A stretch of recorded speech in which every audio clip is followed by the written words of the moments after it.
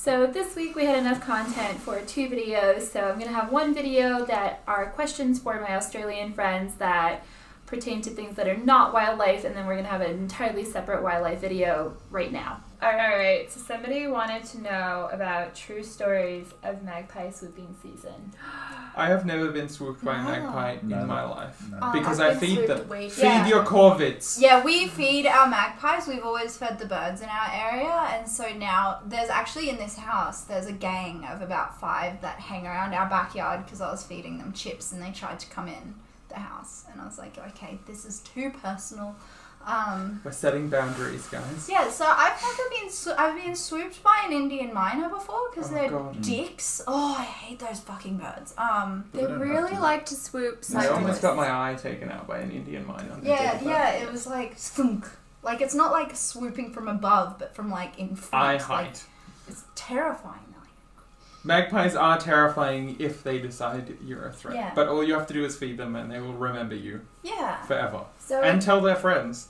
but it's during one season. It's when the mom magpie has her Spring. babies. Yeah. Because and they're then defending their. She'll swoop you. And Yeah, no, at our house, because the magpies ate my dog's food, they were like, this is fine. We love these people because we're fat now. We're off this dog food.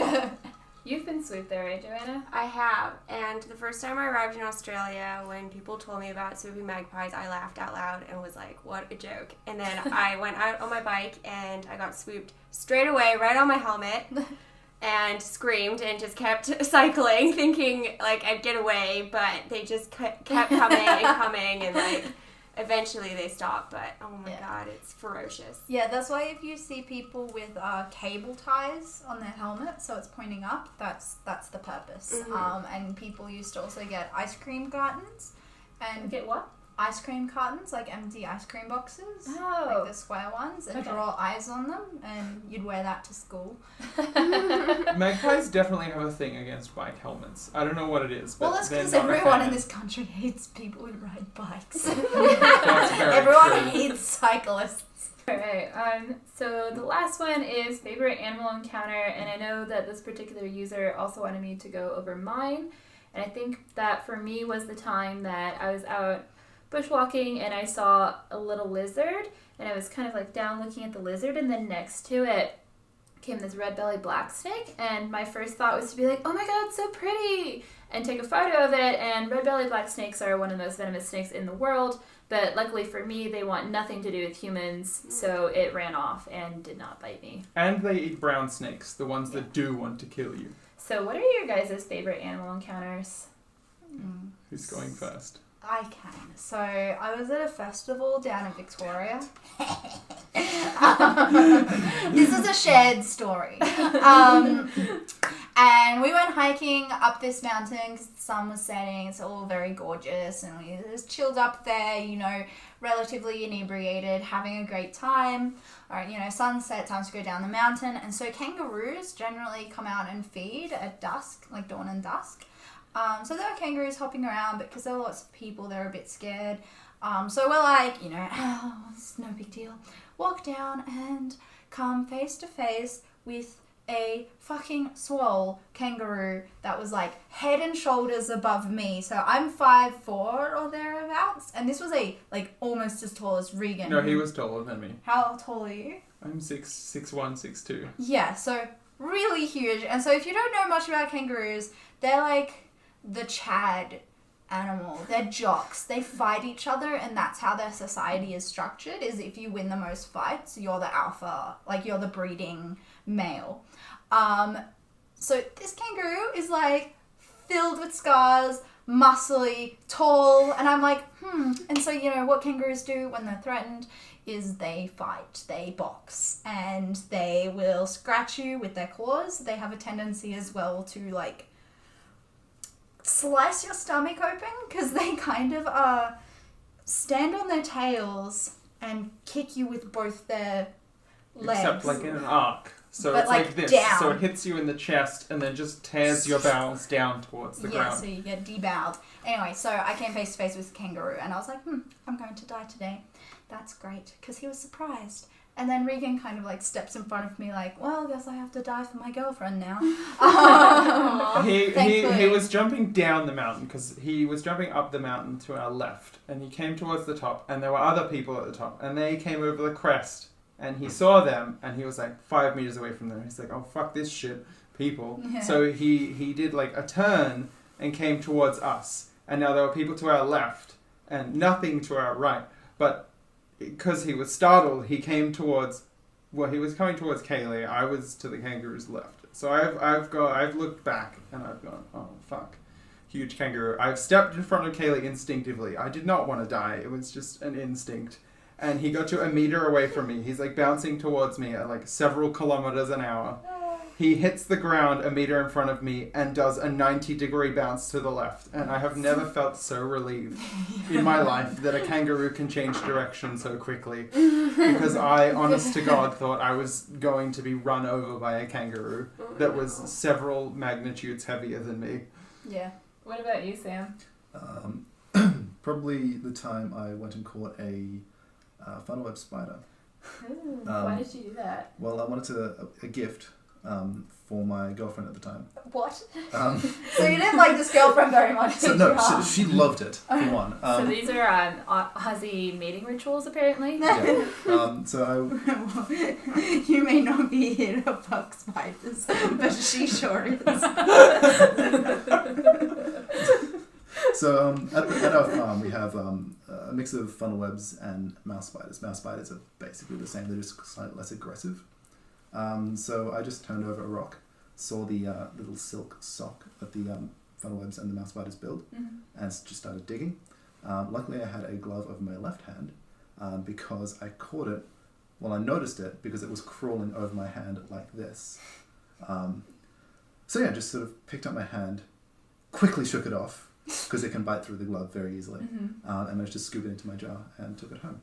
Why did she want the funnel web spider? She didn't know she wanted a funnel web spider. It was a surprise. It was a risky surprise. How did you know she wanted a funnel web spider? I could tell she would like a funnel web spider, and she did. You need to up your present game. No, thank you. Yeah, no, I know my dad worked at a house. My dad's a builder where it was infested with funnel webs, and they had to wear like full protective gear, and they drew straws as to who was gonna like climb under the house to like take everything out. And yeah, they caught heaps because if you catch them, you take them to the hospital. Yeah. So the hospital loved it, but they were like, oh, like they'd be do demolishing, like pick up a brick and there's like 3 spiders underneath it, and they're like, oh, I hate this job. Sydney funnel webs are also incredibly aggressive. Oh, they're the worst. Oh my god. They We will had one in our chase you. shower the other day, actually. What? Give it away. I put a poll on Instagram because I saw this horrible black spider. I'm like, hey, Instagram, what spider's this? And everyone's like, that is a fucking funnel. I'm like, well, I just took a very sensual shower with him. Once again, Australian mating rituals. To be fair, they usually don't come into your house. They like to live under things, or like in the dirt, in in little dark tunnels. places where like critters might walk past and they can grab them. I think my favorite is probably the story of like your dad was just like going in the shed and just threw Yes, the Eastern brown. The snake that this is the same property, of course. The snake had gotten into my dad's little shack where he and my mum sleep, and my mum, of course, if she had seen a snake that managed to get away in the shack, would never visit again, and he'd be down there by himself. So he went, and as it was trying to crawl into a wall and get away, just grabbed it by the tail, and sort of like, I think he just hit it a bunch of times. You're until not supposed to grab them by the tail. You're not supposed to touch them. If you see a brown snake, you're supposed to just leave it alone and sort of never go near that area again. So you just grabbed it, hit it a bunch of times, which is illegal. You're not supposed to kill brown snakes; they're endangered or something. Yeah. And yeah, just took a selfie with a bloody dead snake. Oh. That's terrible. They're also Oh my incredibly difficult to kill, so it might have just been playing dead. Your father is a brave man. He's a lucky man. He's mostly a lucky man. Yes. Father's a lot of things. Yeah, that's not actually the first time we've had snakes in that house. Red-bellied black snakes love to come in and sort of like sneak around because it smells like rats, and they love rats. They sneak around and they sort of hide in the walls and things like that. And They're pretty chill though. I'd be happier with red bellies. They eat Eastern Browns, so at least you know if there's redbacks, there's not Eastern Browns. Well, you say that, but we've had red bellies and Eastern Browns in the same house. Yeah, they don't eat all of them. They're housemates, so they pay rent. Sometimes they get along. That is terrifying. Sometimes a family is 2 people, don't- a bunch of Eastern Browns, and a few red belly blacks. I've had my sister, she, back when she was a kid, she was raking some grass up. She just turned over a pile of grass that had been sitting in the day for a while, and just there's a little tiger snake, a little baby tiger snake hiding under there, which is exciting for her. I think she cried. Yeah, no, that just kind of happens. Like, in Australia, like, everyone's like, oh, do you see heaps of dangerous creatures? But it never really registers that what you're doing is dangerous. Like, you just be like, dum-de-dum, walking along, and then, like, you'll, like, turn a corner, and there'll be, like, a brown snake, and you'll look at the brown snake, and it'll look at you, and you're like, fuck, and the snake is like, fuck, and then it'll run away, and you're like, dum-de-dum, I'm gonna keep going on my day. Like, this is fine. Like, I remember, once I was walking to school, and I used to do this thing at traffic lights where there was, like, the button and a little gap between the pole and the button, and I just put my hand in it because my hand fit in there. I'm like, oh, yeah, cool.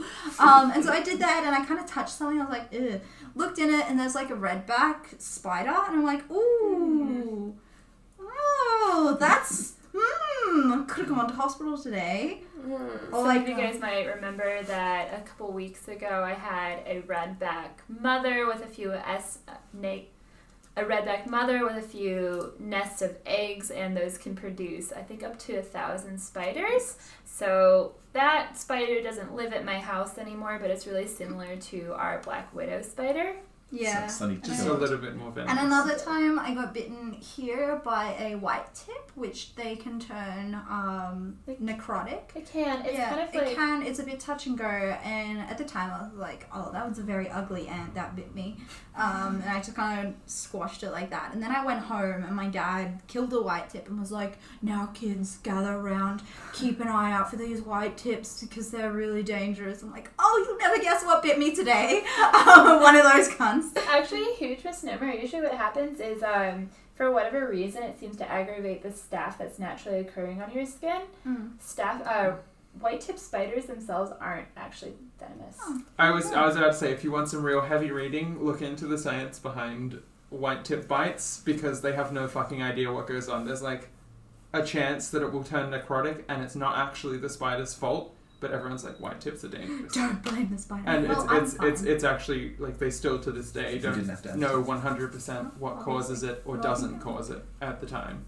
Well, my brother's question was all about Australian spiders, so I think we've already covered that really well. So Joanna, did you have a Australian animal encounter? Australian animal encounter. Nothing dangerous, I have to say, but my favorite animal encounter was when me and my friend were on Coogee Beach, and we were just gonna go for like a little walk on the rocks just on the coast, and there were all these beautiful blue sea slugs. Look it up, they're gorgeous. They've got like these bright blue, like kind of twisty patterns, and They nudibranchs? or is that what they're called? Maybe. Nudibranchs? They're about like a They're few centimeters really long. small, and they're just so My dad takes beautiful. photos of them. They're gorgeous. There's so many of them around. Yeah, I've never seen anything like that before. I just didn't even know they existed, but they are beautiful. That's a good one. That's wholesome. I've heard of tourists like just going and picking up blue ring octopus because they're beautiful, and they're so venomous they'll kill you, and there's nothing they can do to stop that. Yeah. Okay, yes. I'm surprised you didn't bring up your story about the first huntsman you saw. Oh my gosh, I forgot about the huntsman. So I was crawling up to get into bed, and This is a loft bed. yeah, so, and it's like, okay, la-di-da, it's bedtime now, I'm really tired, and I just like get up to the top, and there's this enormous spider just right there, and I was just like, guys, and the way I said that, I guess everybody realized that it had to have been a huntsman, because I knew I hadn't seen one yet. It was probably about as big as a game controller. Yeah, they get- they're Huntsmen just- get huge, but they're our huge. friends. They're puppies. They're Yeah. just spider puppies. Like, I remember I sent a picture of a huntsman to one of my other American friends where I put my hand next to it for scale and took a picture, and he was like, what is wrong with you? Why are you so close to this? And it's like, you can just kind of pick them up and they're really docile. And so my personal rule with huntsmans is they can be in my room, but I've like walked in my room and they're on my pillow. I'm like, boundaries. I have to put you outside now. I'm sorry, you're evicted. Like, Our biggest problem with huntsmen is people often don't know how to identify. I think it's a wolf spider from a Yeah. huntsman when like a middle-sized huntsman is about the same size as a wolf spider and they're a similar color. And those will bite you. They're not super dangerous, but you can't like pick them up like huntsmen. Yeah. They're not happy beings. I think a general rule with Australian wildlife is it can be dangerous, but most of it is like they're just scared, like they're just animals trying to live, and you're better off just leaving. Like having spiders, like huntsmen, are fine because they will kind of eat all the insects and stuff. If you just leave them alone, like you probably shouldn't pick it up. You know, it's the same with birds. Like don't interrupt the birds. Except Just for making the sure it's actually the video. except for the death adder, which is a Oh, snake you should we do absolutely have. fuck the death adder up at any given point. You will not see them because they hide in bushland They're under about- logs, They're this big, and they look like sticks. and they hate They hate everything. you. They hate person, life. You. If you walk past them, they will bite you. You won't know until you're dying, and they don't want to eat you. They just hate you. Yeah, they just want to bite you, and they have really thin fangs, so it is not like a You won't feel it. painful bite. If you come to Australia, wear thick socks in the Yeah, bush. if you go bushwalking, like a general rule is to wear loose jeans and proper hiking boots. Because if you do, like, what happens a lot with death adders is you'll step over a log and onto the death adder and it just goes. Yeah, and if you wear loose jeans, then it'll bite the jeans and not your skin. So, and always, it's a good idea as well when you're bushwalking to have a stick or something that you tap on the ground, and before you walk into bushes, like throw a rock or whatever in there. Most snakes will bite if they're scared. So you got to give them a chance to run away. Like they don't want to bother you. They're just idiots. The death adder will not Except run the away. best. So what's your best wildlife encounter, Jess? So being stung by a stingray when I was going to pick something up off Gumtree in a northern part of Sydney's beaches, and I was all by myself. And I remember like feeling the contact on my foot and being like, oh, like crikey, it was a fish or something. Crikey.